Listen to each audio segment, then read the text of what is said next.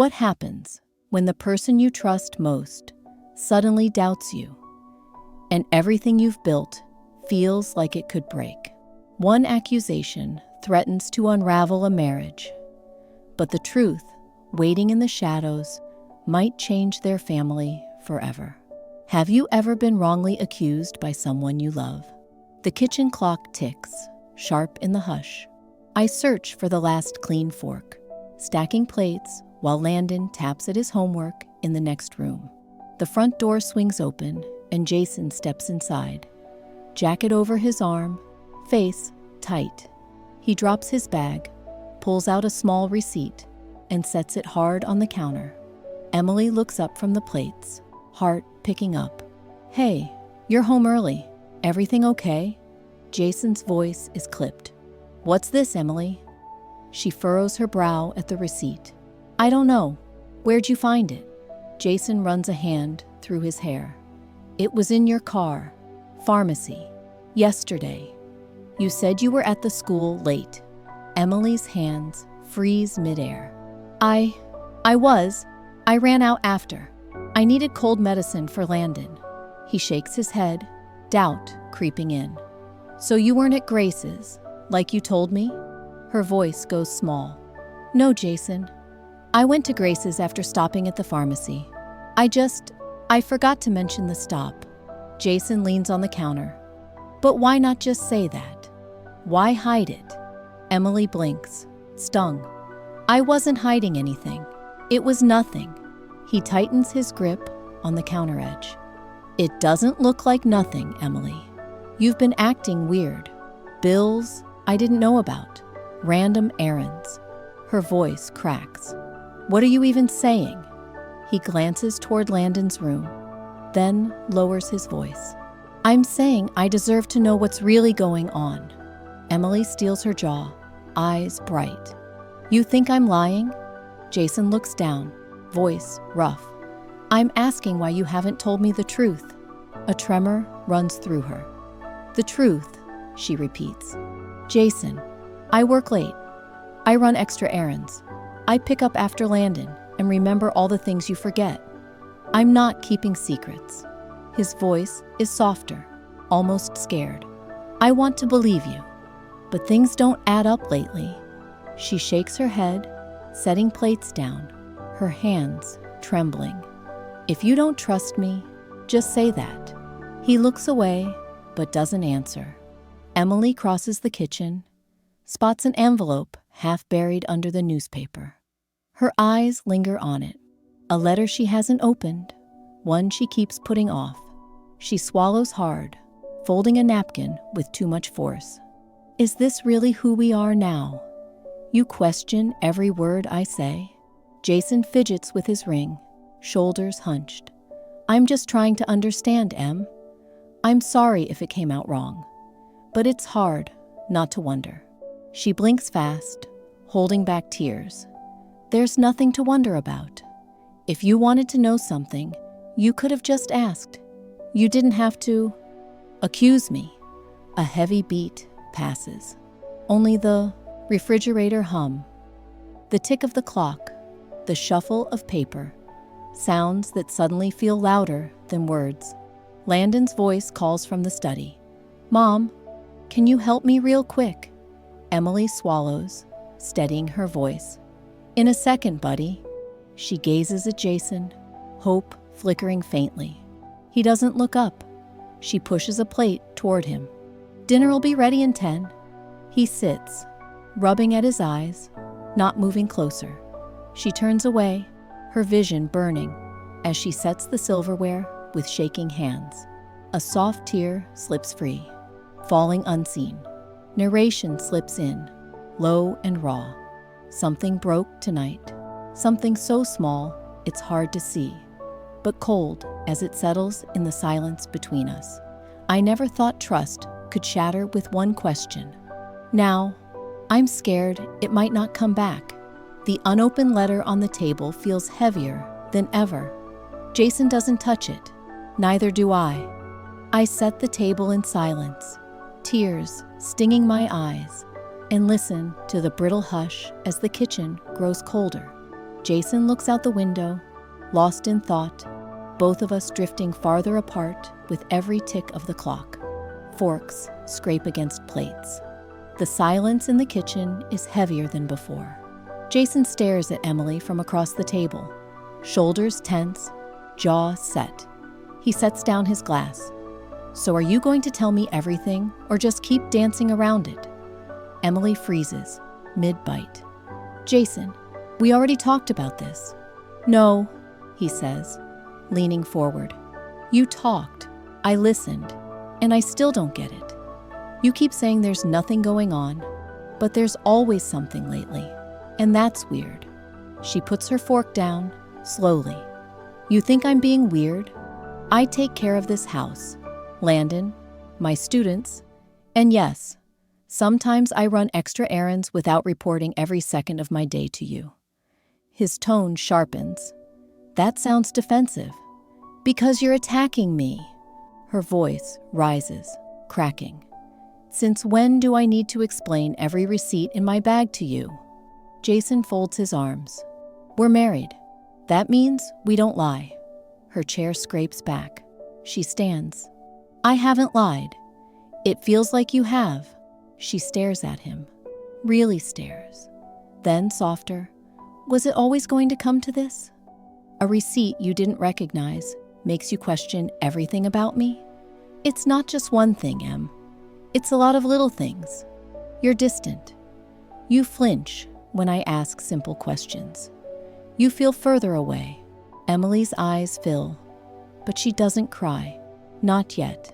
"I'm tired, Jason," she whispers.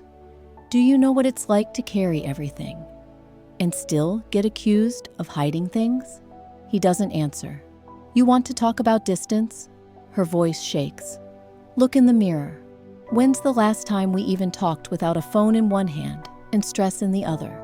He opens his mouth, but she barrels forward. "You want honesty?" she says, stepping closer. "Fine. I've been working a second job after school hours to cover the bill from Landon's ER visit last month. They didn't charge us at first. It came later. I didn't know how to tell you we were behind again. So I handled it. Quietly." Jason stands up, stunned. "Wait, that's what this is about?" She nods, bitter. "I knew you'd worry. I thought I was giving you peace. Turns out I was just piling up doubt." Jason is quiet. Then, "Why not just tell me?" "I was protecting you," she snaps. "Because you fold in half every time something breaks and someone has to stay standing." She turns away, breathing hard. Mini flashback. On our wedding night, Jason held my hands in the dark and said, "We'll build trust that doesn't shake. It'll be us, no matter what." I believed him. I believed every word. Standing here now, those words feel like glass, sharp, broken. Back in the kitchen, Emily's voice is dry. "You talk about trust, Jason. But the second things get hard, you stop giving it." Jason lowers his head. "I didn't know." She nods once. "Number you didn't ask." Then she walks out, barefoot, fast, pushing through the screen door. It squeaks and slams shut behind her. She stands on the porch, cold air brushing her arms. She wipes her cheeks, angry now, not just at him, but at herself for caring so much, for carrying it all alone. Inside, Jason sits at the table, head in his hands. Landon's pencil taps from the other room. The weight of the night presses harder than before. Have you ever faced a moment when someone you loved accused you unfairly? What did you do? Fight, forgive, or walk away? Share your thoughts below. Outside, Emily stares at the driveway, where they used to race buckets of water during summer wash days. This house holds our memories, she thinks. But right now, it doesn't feel like home. She watches the porch light flicker once. Jason doesn't follow. She doesn't turn back. The only sound is the slow rustle of wind through the trees and the quiet thump of her heart, wondering how something so strong could feel this close to falling apart. The clock reads nearly midnight when I slip from the hallway, socks soft against the tile. Most of the house is asleep, except me, except Jason, I suspect. The air feels colder, even though the heater hums upstairs. Sitting on the sofa, I cradle my planner, phone, and a rattling ring of keys. They slip through my fingers again and again. The car, the school, my classroom drawer, the little blue one for the gym I barely visit anymore. I stare at the keys, at all the doors I keep unlocked, and all the things I guard. I think back over the last few months. After work, I'd run an errand before picking up Landon. I'd make a quiet call to the insurance office, double-checking every number, hoping there wasn't anything we missed from Landon's ER visit.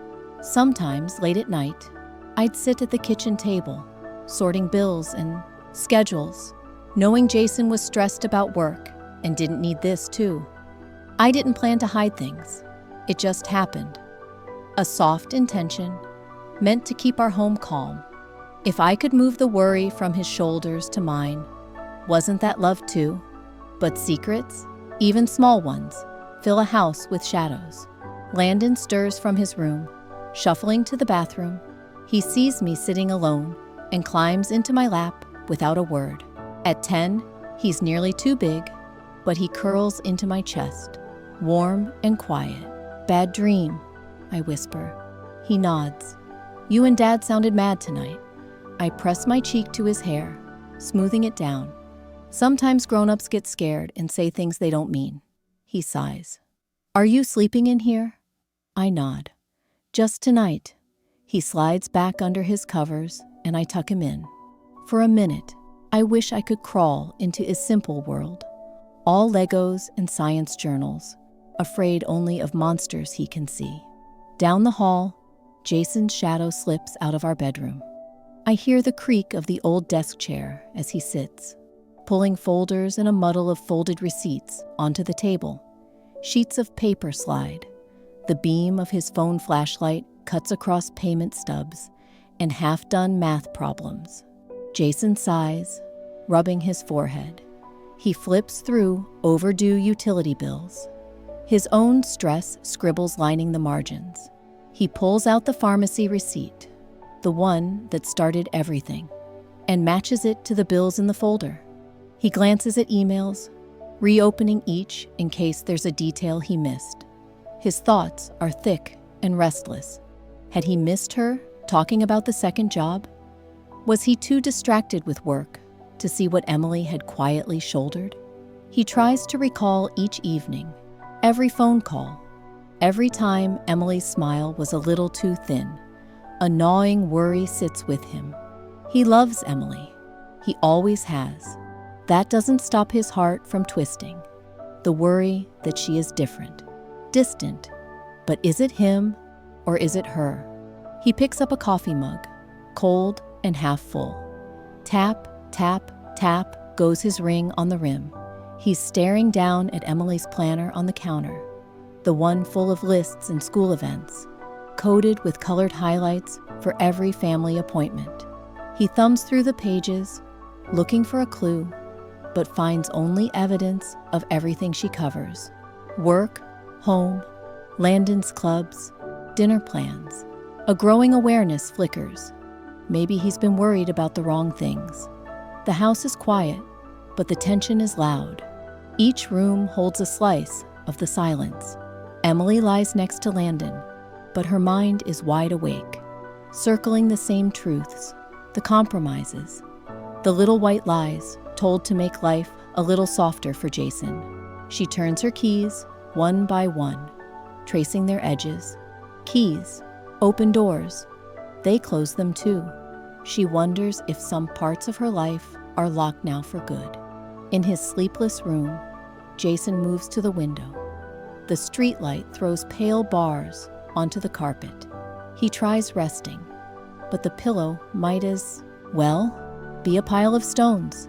He finally pulls out his phone, scrolling messages from Emily. Some funny, some sharp, all a puzzle. The night drags. Emily's tears dry on Landon's soft hair. Jason's questions grow heavier in the dark. By morning, the house is still. There's a heaviness deeper than tiredness, one that makes breakfast quiet, the coffee colder, and every word softer than before.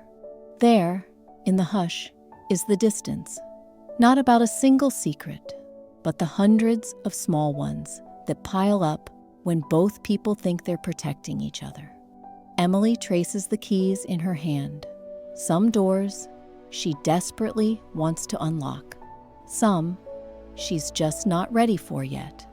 The cold remains, stretching through the walls, as all three of them wonder quietly.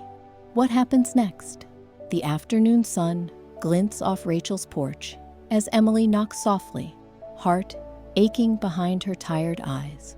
Rachel opens the door, a knowing look on her face, and pulls Emily into a gentle, wordless hug. They settle on porch chairs, the sounds of sprinklers and distant laughter mixing with the warm breeze. Rachel pours sweet tea into tall glasses, sets the pitcher within reach, and waits, letting the silence be comfortable. Emily's voice is quiet, almost cracking. He accused me of lying, Rach. He thinks I'm hiding something. From him, from our family. Rachel leans in, elbows on her knees. Honey, I've seen you juggle work, Landon, groceries, bills, more than anyone should have to. Jason should know you're his safest place, not his enemy. A tear slips down Emily's cheek. It hurt more than I thought it would. I thought if I just kept everything together, kept us stable, he'd trust me. But he doesn't. Maybe he never did. Rachel squeezes her hand. You're not the reason for his doubts. You're strong, Em. You love hard, but loving him doesn't mean you shrink. Don't let this make you small. For a moment, Emily stares at her hands, watching her wedding ring catch the light. Rachel continues, softer now. I know you, Em. You carry so much. You're a good mom, a good partner. Stand your ground. Talk to him. He needs to hear your truth, not just his worries. Emily nods, breathing out a shaky sigh.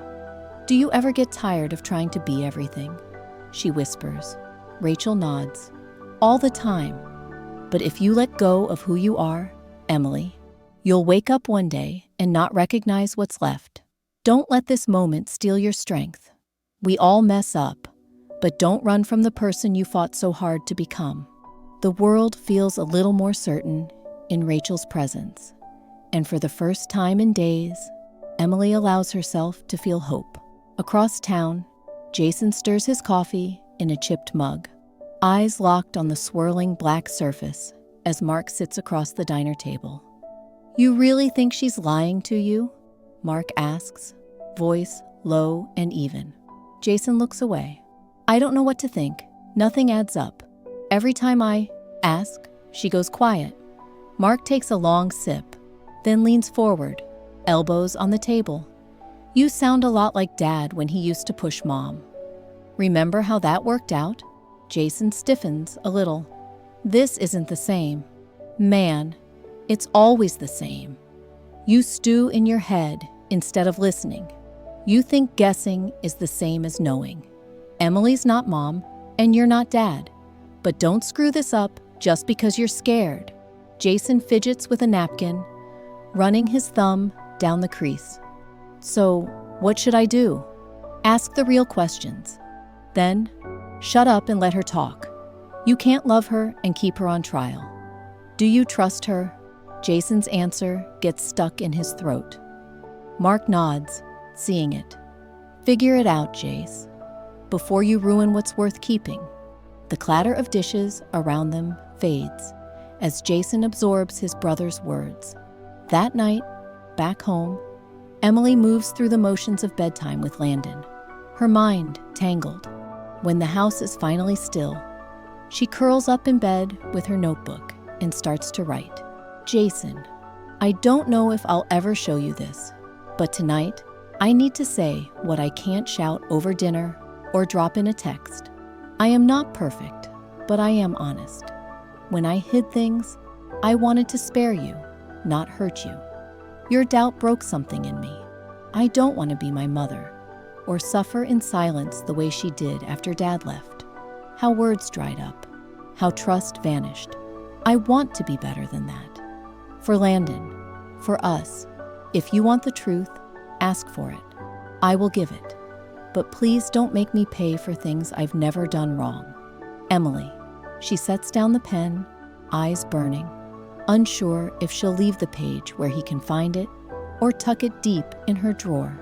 Her narrating voice is soft. I remember my parents' marriage, breaking on things left unsaid, in wounds that never healed. I promised myself I'd never let pride in silence pull me apart from the people I love. But how do you hold on when someone you love doubts your heart? If you were in Emily's shoes, would you defend yourself or pull away until your loved one figured out the truth? Share your thoughts below. Emily closes the notebook and looks out the window, night lights twinkling. Across the hall, Jason sits on their bed, reading, still unsure how to reach across the silence. Their house holds its breath, waiting for one of them to let the truth in. Jason sits at the kitchen table, papers spread around him like a mess he can't clean up. His coffee's gone cold, but he doesn't care. He opens Emily's planner, scrolls through old texts, and clicks open their shared email. It's not snooping, not this time. It's him trying to understand what he missed, what she carried, what he didn't see. His eyes catch on a subject line he doesn't remember reading before. Balance notice, Carter family. He clicks it open. The number stares back, $1,187.46. He frowns, reading closer. An unpaid ER visit. Pediatric after hours. Landon's name, scribbled near the top. Jason leans in. Their son had fallen from the monkey bars a few months ago. Scared them both, but they thought the insurance covered it. Now a new bill had come in, and Emily never said a word. He scrolls again and finds another email. This one's from a tutoring center. Your shift swap was approved. And then he hits play on a voicemail. Hi, Mrs. Carter. Your payment has cleared for this week. Your Ridgeview schedule change has been processed for Friday. Jason closes his eyes. She wasn't hiding a betrayal. She was working a second shift, quietly, late, to protect him, to protect their family. He picks up the receipt, the one that had started it all. He stares at it for a long time, then crumples it in a tight fist. But no, he stops, unfolds it carefully, smooth it flat on the table. His hands are shaking. He remembers Emily yesterday, how her voice broke when she said she was tired. Not just from errands or work, but from carrying something he never noticed. From his doubt, Landon's voice calls from the hallway. Dad? Where's Mom? Jason walks into his son's room, keeps his voice steady. She's sleeping in with you tonight. Landon yawns. She looked sad. Jason nods. Yeah, she was. Landon rolls over. Mom's been doing a lot, he mumbles. You forget that sometimes. Jason half smiles. I know, bud. I really do. He kisses the top of Landon's head and pulls the door shut. Back in the hallway, he stops outside the spare room, outside Emily's closed door. He touches the handle, but doesn't turn it. He doesn't knock. He just stands there, staring down, quiet. I thought she was keeping something from me, but the only thing Emily kept hidden was how hard she was trying to care for us, and I made her feel alone for it. I looked at a crumpled receipt and saw suspicion when what I should have seen was love. How do you say you're sorry for that? How do you fix something you stopped trusting before you finished listening? Have you ever made a mistake because you assumed the worst? What did you do to make it right? Or did you wait too long? Jason lowers his hand from the door frame and walks away slowly. guilt clinging to each step. Behind the door, Emily sleeps beside her son, still unaware that the truth Jason feared was never a betrayal at all. It was a quiet sacrifice. And now, it's up to him to ask for forgiveness, even if she doesn't open the door. The kitchen is quiet, filled with the gentle clink of a spoon against porcelain as Jason stirs a cup of tea. Emily sits across from him, her face pale from restless nights, hands folded tightly in front of her. The table between them feels bigger than it should, but the warmth of the tea, shared, simple, does something to soften the air. Jason clears his throat, struggling to catch her eyes. Emily. His voice is rough around the edges, like he's been holding words in too long. I owe you the truth, the whole truth, and a real apology. Emily's jaw tightens, eyes brimming, but she holds his gaze. He breathes slowly. I let doubt poison everything. I found the bills, the emails, the message from the tutoring center. I know, now, you weren't hiding anything to hurt me.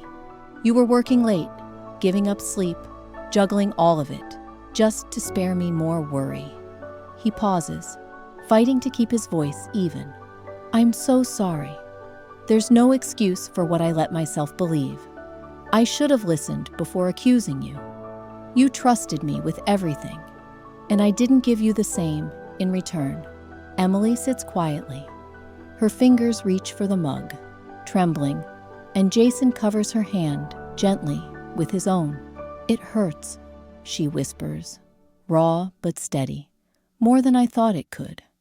Not for what you said, but for what you didn't see. Every part of me kept hoping you'd just ask, not assume. He squeezes her hand. Can you forgive me? She nods, blinking fast. If we're honest, and if you trust me, I can try. But you have to promise. No more silent doubts. No more putting me on trial without evidence. Just talk, even if it's hard. Yes, Jason breathes. I promise. They sit together, a fragile peace settling. Tea cools in their mugs, but their hands stay joined, small and careful, as if afraid the moment might crack. For a minute, neither speaks. The week's weight feels heavy, but not impossible. Emily glances at Jason, seeing the regret on his face, and it softens her own pain. This isn't how I wanted us to be, she says quietly. But it's not over, is it? He shakes his head, a tired smile flickering. It's just the beginning. I'll do better. I want to deserve your trust again. She lets out a long breath, one she didn't realize she'd been holding. We have to show Landon what real love looks like, even on the bad days. Jason nods, eyes damp. We will. Their hands remain together, wrapped around the mug of tea, a gesture small but real, a sign that forgiveness starts in the simplest things. Later, as dawn breaks, Jason quietly writes, "Thank you," on a sticky note. He places it on Emily's laptop, a silent message of gratitude and hope before heading out the door. When Emily discovers the note, she smiles, a little sad, a little relieved. The storm isn't gone, but it's clearing. The house feels a bit warmer, the air softer. With trust cracked but not gone, they both know healing will take time, patience, and honest words, one day at a time. The sound of music fills the kitchen, low, steady, and happy in a soft kind of way. Emily flips pancakes as Jason leans against the counter, slipping strawberries into a bowl. Landon dances across the tiled floor in socks, arms swinging, face beaming. Don't spill the syrup this time, Jason teases. I make no promises. Emily smirks, flipping her pancake just in time. There's something lighter in their home now, not new, but familiar, like something lost and carefully found. At breakfast, a sunbeam edges across the table, settling on a folded envelope, one that had sat untouched for days. Emily glances at it and then picks it up. She doesn't hesitate this time. She tears it in half, quietly. Jason watches, says nothing, but smiles. Later that afternoon, Emily perches on the porch steps with a plate of warm cookies in hand. Thanks to Rachel. Her best friend leans against the railing, sipping iced tea. So, Rachel grins, nudging her shoulder. Am I finally allowed to say it? Emily lifts an eyebrow. Say what? Rachel tilts her head teasingly. That the carts are back, like back. Emily chuckles, brushing a crumb from her lap. We're getting there. Rachel nods. One dance party at a time. That night, Mark stops by with his toolbox, helping Jason fix the back door's busted hinge. As they work, they trade old stories. High school blunders, the camping trip where Jason forgot a tent. Mark smirks. New door, new beginning. You're doing all right, brother. Jason shrugs, wiping sweat from his brow. Trying. That's something, right? It's everything, Mark says. Just don't stop. Inside, the game closet's open. Landon sets up Scrabble, carefully flipping each tile, asking questions Emily's already explained twice. Dad plays tonight too, right? Emily smiles. He wouldn't miss it.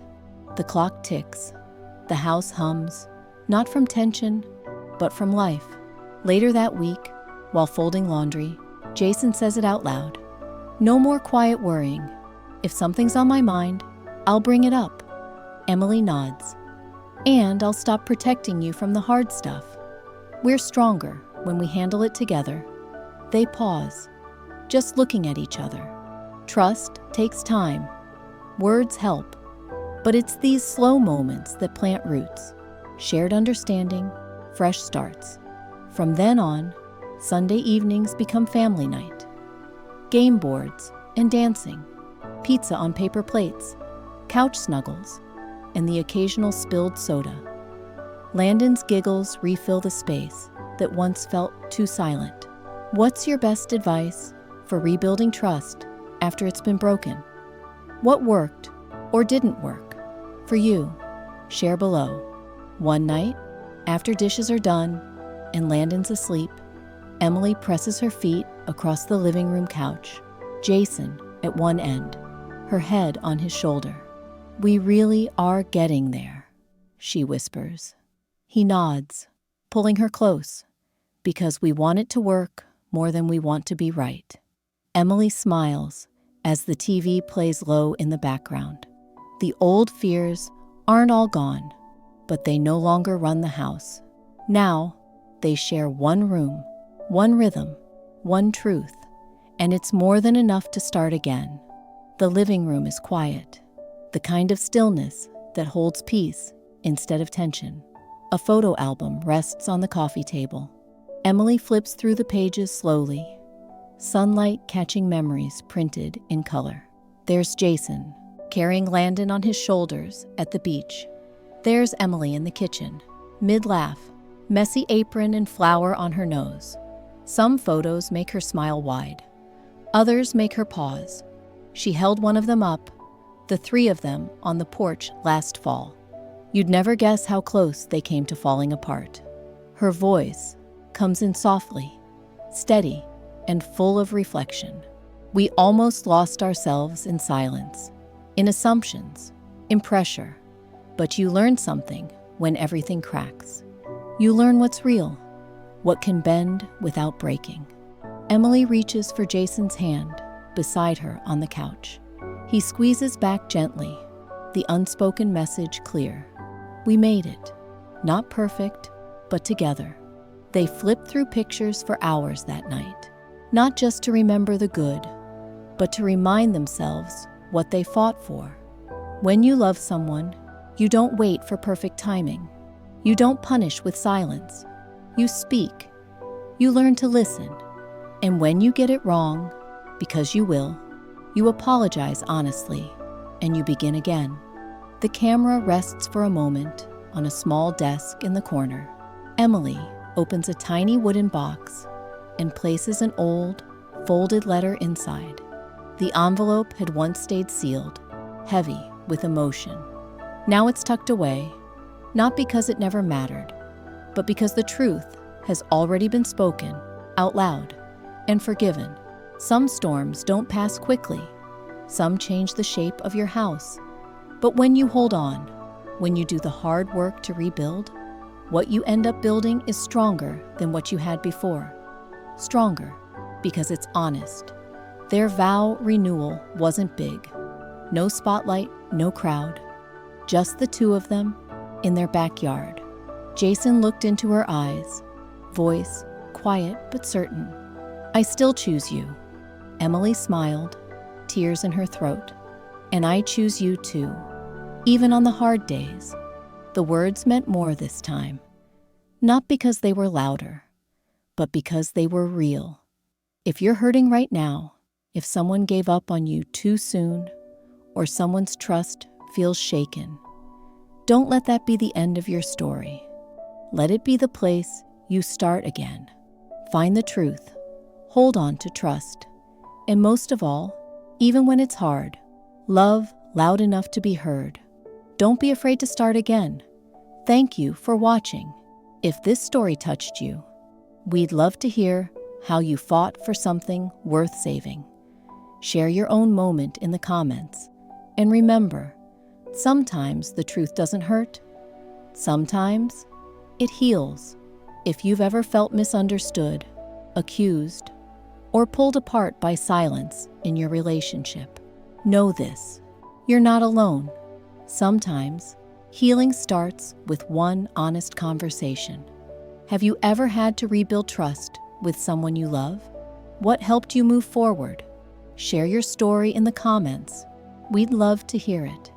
And if this video gave you hope, don't forget to like, share, and subscribe for more real-life stories about love, truth, and second chances. Because even the hardest moments can become the start of something stronger.